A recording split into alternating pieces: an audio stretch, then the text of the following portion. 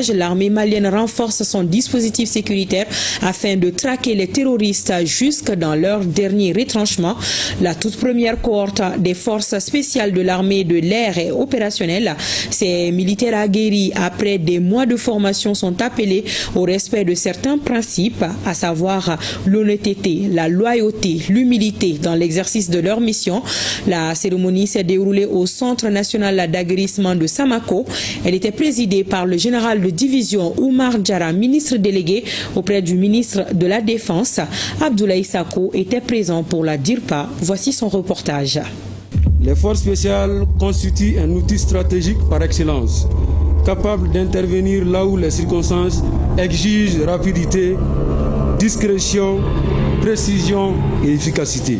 Les forces spéciales de l'armée malienne, l'alliance de l'improbable, puissance, efficacité, célérité et par-dessus tout, discrétion absolue dans l'exécution de chaque mission. Elles sont appelées à accomplir des missions complexes dans des environnements particulièrement hostiles, souvent loin de tout soutien immédiat. Cela s'acquiert grâce à une formation exigeante et notamment très sélective. Pour répondre à ces exigences, il faut posséder une volonté exceptionnelle, un courage à toute épreuve, une discipline irréprochable et une capacité permanente à agir avec lucidité dans les situations les plus difficiles. La première cohorte des opérateurs de la force spéciale de l'armée de l'air rejoint la grande famille des forces spéciales de l'armée malienne. Aujourd'hui, elle est apte et digne de porter l'insigne, le Saint Graal. Des mois durant, ces hommes ont interrogé et dépassé leurs limites physiques et mentales et souvent dans les conditions les plus difficiles. À compter de ce jour, vous porterez avec honneur les attributs qui distinguent les forces spéciales.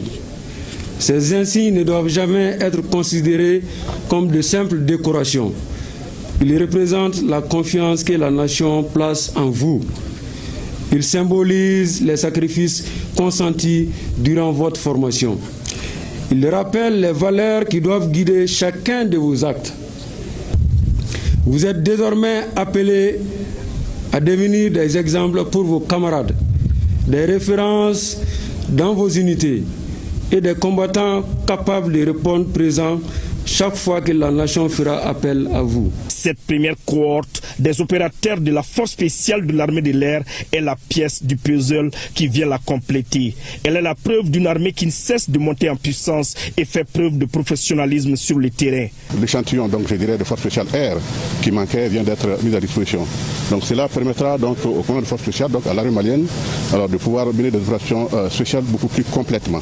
Nous sommes engagés dans un processus de construction, de consolidation des acquis qui nous permettra non seulement d'avoir ces capacités qui vont aller avec tout ce que nous imaginons, parce qu'avec aussi les changements d'environnement opérationnel qui aujourd'hui est le nôtre, donc les capacités développées nous permettront de prendre en compte tout ce qu'il y a comme menace pour que nous puissions vraiment donner un coup d'arrêt à l'ennemi. Pour le chef d'état-major général des armées, il faut maintenir le cap pour en venir à bout des leaders terroristes.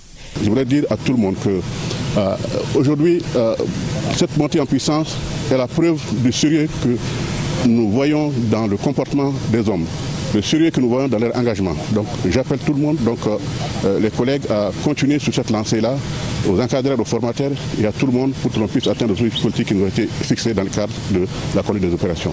Et sur le terrain, la théorie laisse place à une démonstration de puissance, exercice de tir de haute précision, réactivité face à l'ennemi.